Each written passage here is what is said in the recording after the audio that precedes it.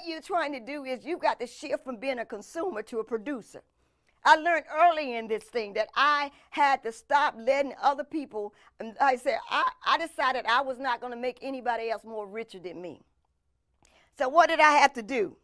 After I had to get through thinking right, I had to practice what the rich people do. It says that one millionaire I heard said that, listen, if it's a principle, it'll work every time. But if it's not a principle, it won't work. So you got to do what rich people do. They said, you know, if you're going to go to a club where rich people are, you can't be there talking about no job. See, poor people, that you value financial security instead of financial freedom. I wanted to create my own world. I didn't want nobody to determine how much money I can make. And so you got to practice the principles of wealthy people. See, you got to stop being a consumer and be a producer.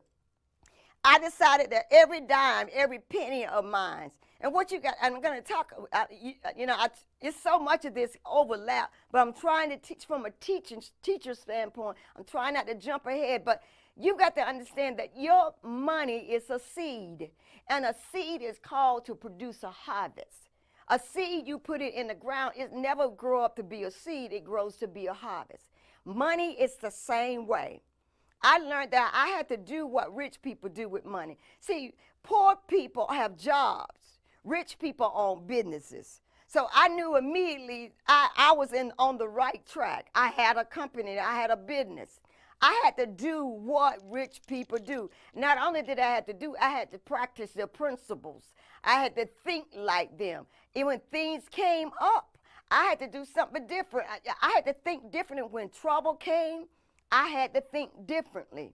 I remember reading about rich people saying that they don't make choices, they choose both. I know many people have been talking about that.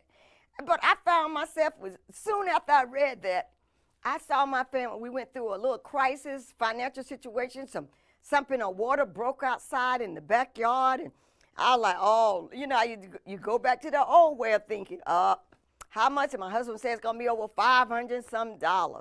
And I was thinking, oh, I was trying to get money for this. And I remember as I was walking into my bedroom, I remember what I had just read a few days ago. Rich people don't make a choice. I was thinking, well, I'm going to have to make a choice then. What we going to do then? Then I remembered, no. You got to practice the principles of rich people. You can't think no more like broke people.